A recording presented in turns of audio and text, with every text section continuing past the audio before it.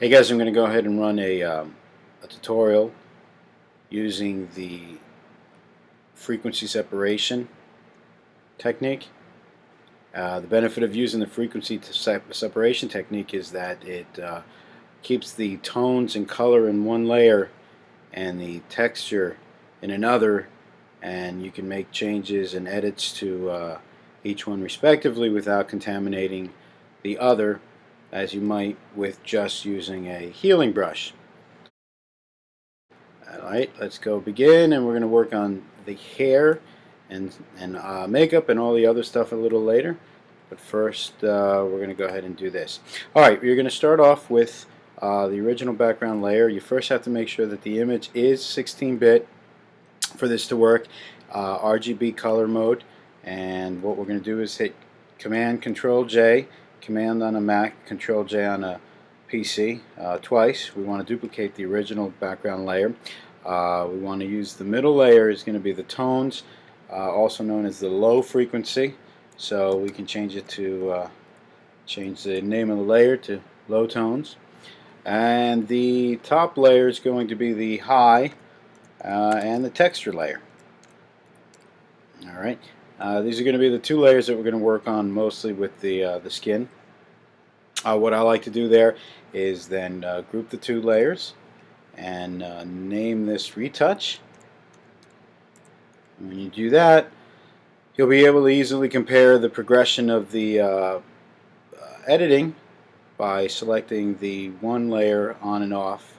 Obviously nothing's changing because we haven't made any changes. Alright, so let's start. We're going to go ahead and deselect the high texture layer, select the low tones. What we want to do here, there's a couple different ways that people do this. One way is to use a Gaussian blur, another way is to use a surface blur. I like using dust and scratches, and the reason that is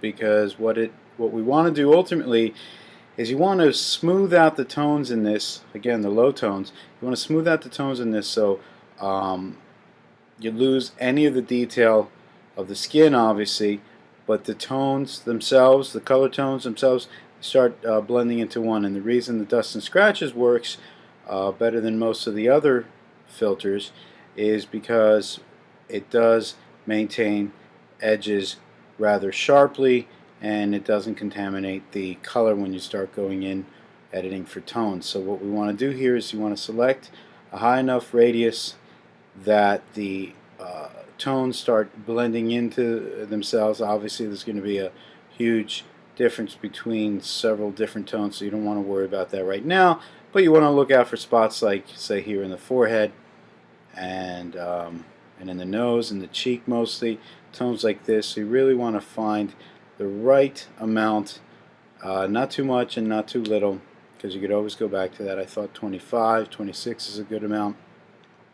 And the threshold obviously 0, because if you obviously start changing around with that, it starts sharpening the image back up, and we really don't want that. We want to use the full benefit of using the dust and scratches filter. Okay, so you want to just go ahead and OK that.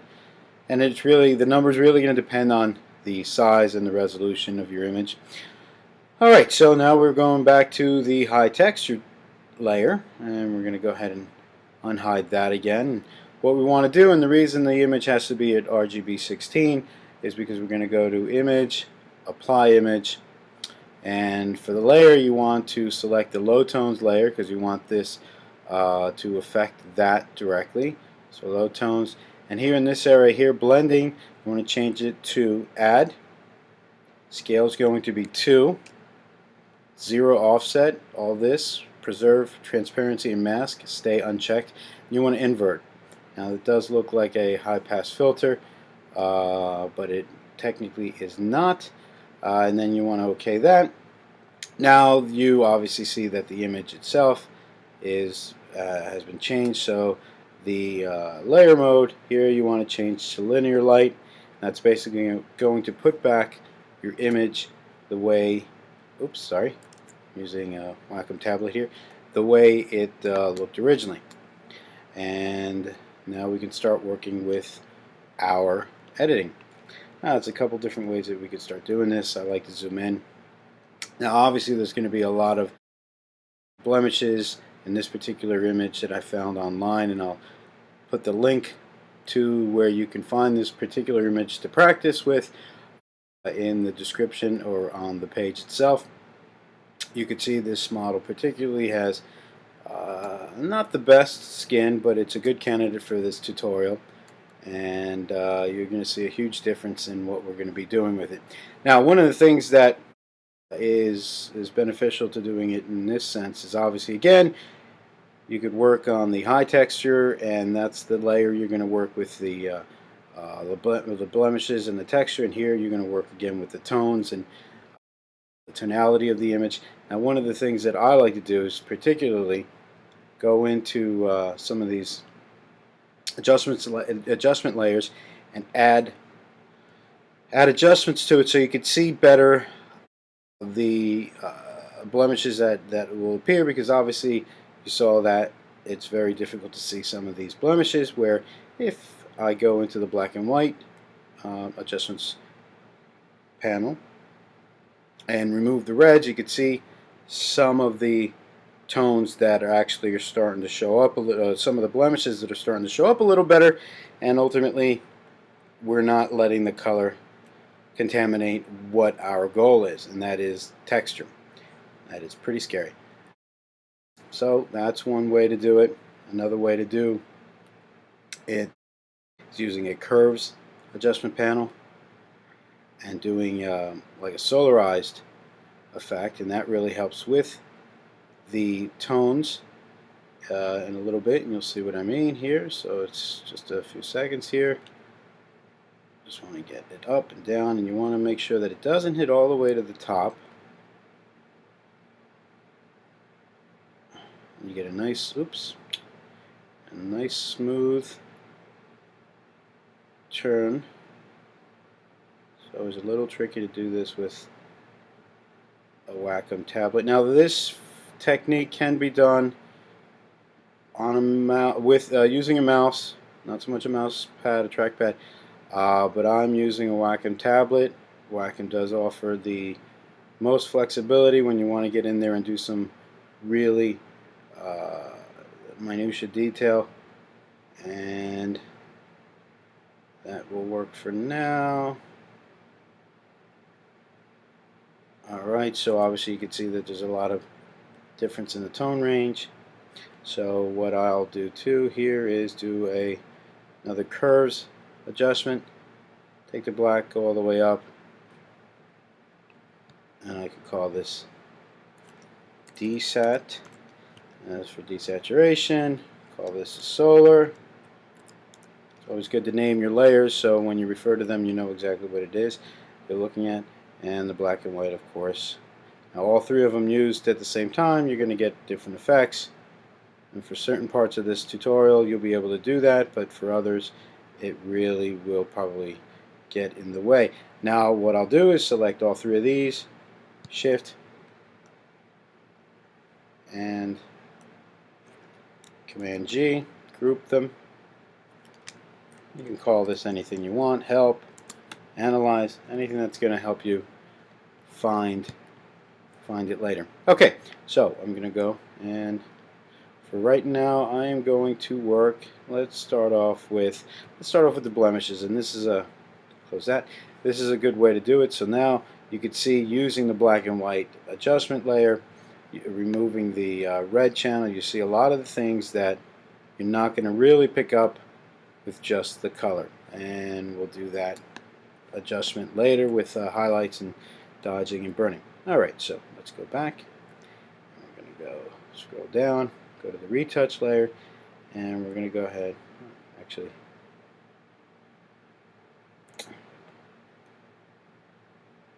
alright, now we're going to go with the texture. Now you want to go with you want to do the mouse, or sorry, the healing brush, and you want to use a relatively smaller brush size. You can adjust that with the brackets, left and right brackets. In this case, the pen pressure, because I am using a Wacom tablet. And what I like to do too is reduce the brush size so you don't pick up so much of the area around it. Even though you're using a pretty small brush, you don't necessarily always have to pick up everything around it. So I find that this works really well. The hardness, you really want to keep that down to 0 or something relatively small, in the spacing. Really 1% is good. And up here, normal is fine. Alright, you want to definitely keep this on the current layer because you only want to affect all the textures on this particular layer. So what we'll do is make the brush a little bigger. You can pick up some of the area here. I'm going to start off with the forehead here. And you want to sample around the area closest to the area that you're working with. Right now we're worried only about texture, not so much about tone. We'll affect that later.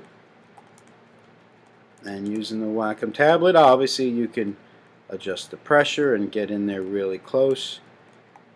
And I will go ahead and start showing you as we progress the layers before and after, and that will really help you understand the benefit of what we're doing here.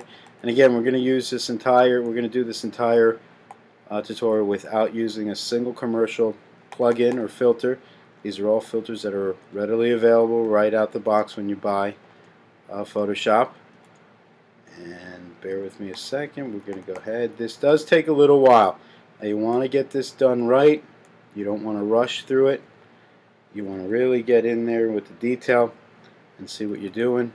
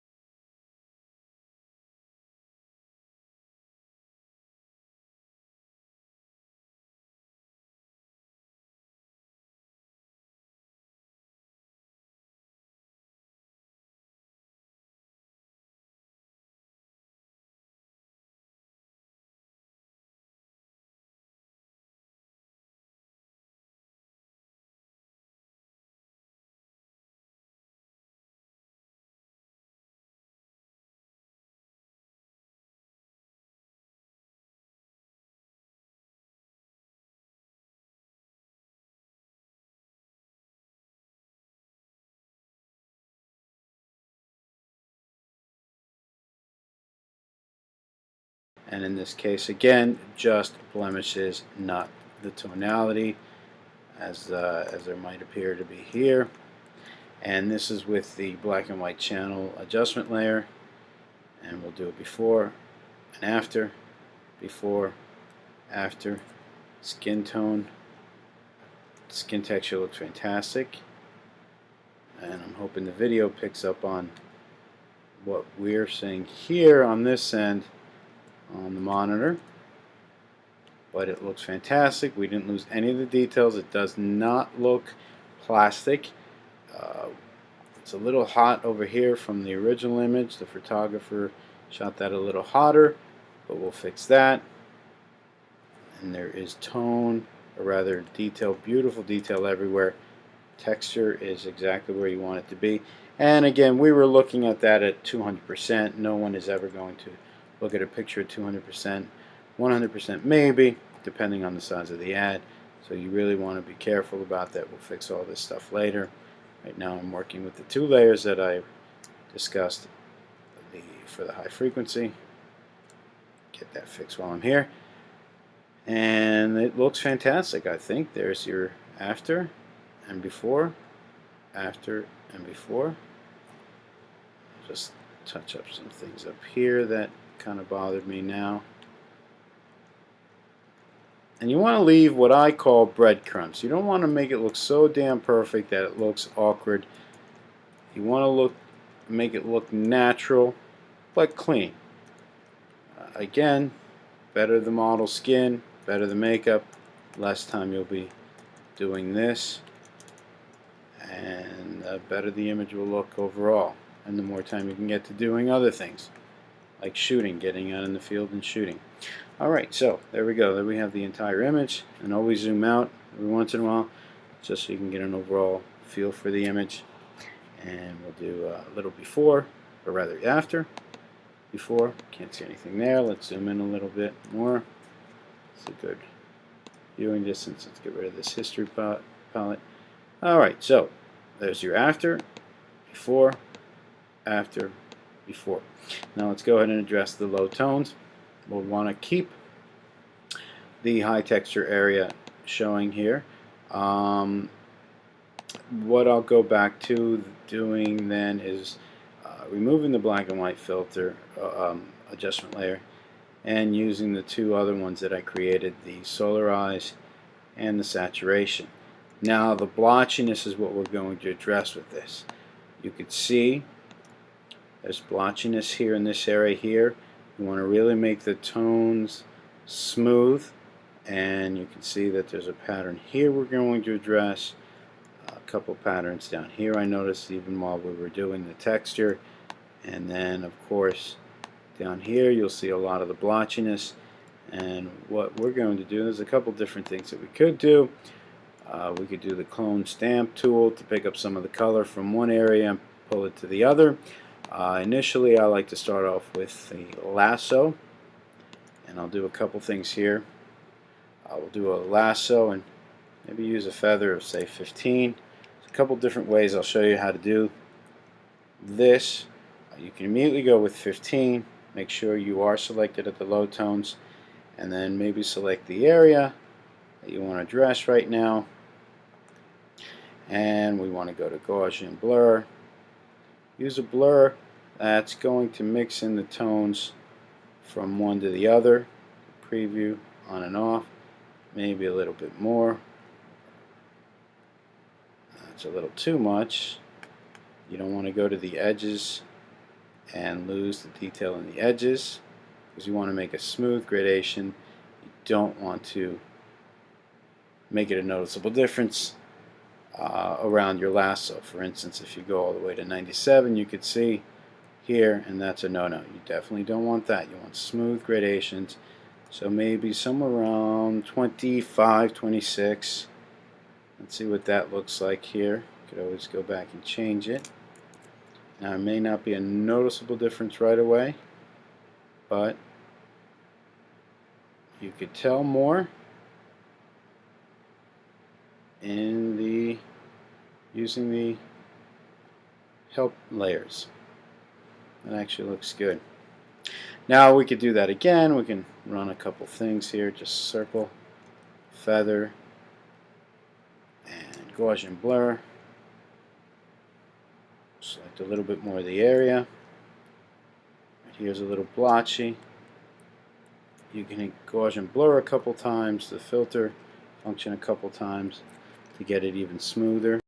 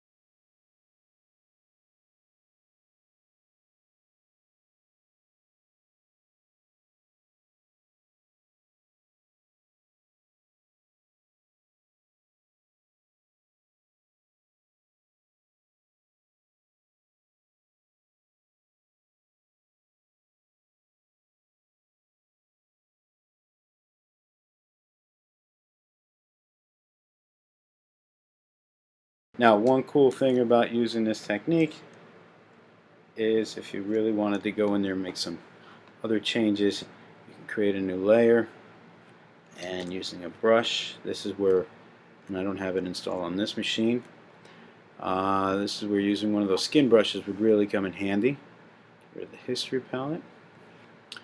And what we could do is go to the brushes palette. Shape dynamic is good if we're using a Wacom tablet. And you want to go to transfer. Yep. Pen pressure. Pen pressure. And you know, do color. If you want to start touching up some of the color here, change this to the color mode. Go to, make sure obviously it's your brush.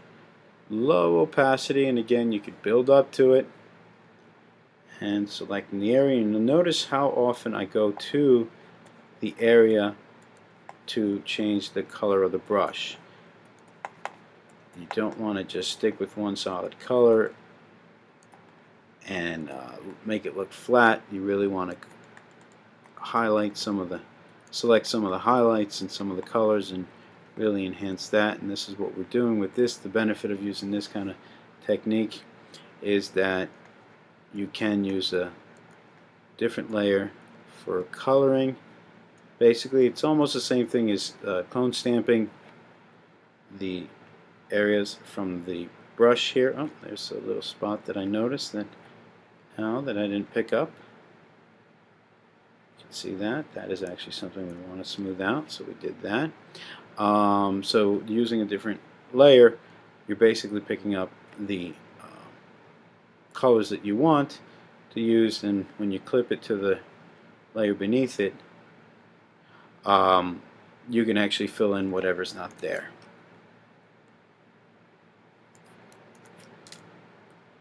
There we go, and there's a little something like this. I would go back to using the blur, oops, motion blur, and kind of following the grain.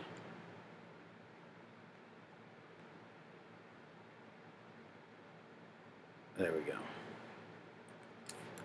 And again, dust and scratches keeps those nice edges, where if I used Gaussian blur for that particular area, a lot of those areas that we're picking up and editing would be contaminated with the surrounding pixels. Oops. There we go.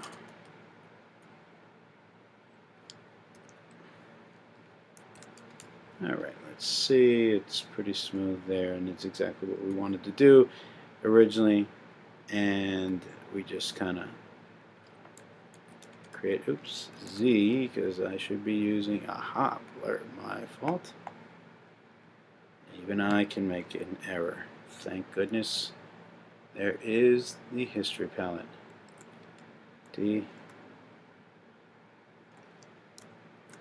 Originally, that's why we were looking for a pixel radius for the dust and scratches, so we can actually create that smoothness that this particular layer affords us. And of course, we're going in here and making these edits to perfect what we're doing. It's a multi-step process. There's no quick fix. Alright, and maybe go in here, and if you see anything that's standing out, maybe some of this color up here, option, brush, small brush, build on it, smooth out the tonal ranges around the hair, and we're just affecting only color and tones. The doing it this way really keeps the color in place, and also keeping the high texture with the details, not even touching them. You can see the major difference that we've already made to this picture, and I'll probably, because I am a geek, go back and touch up some of the other texture. Now, I think we are good for our next feature, which will be in our next video for dodging and burning. The high texture aspect of this edit, I think, has been complete, and again, I'm fully aware that there are 100 different ways to get the same results in Photoshop. This is just one way. I hope that you could benefit from it. We'll do the before and after just so you can see. And there are many different ways, including some commercial filters if you want to spend the money. You don't have to. All of this was done with exactly that comes out of the box when you download and buy Photoshop. There is your after. Here's your before.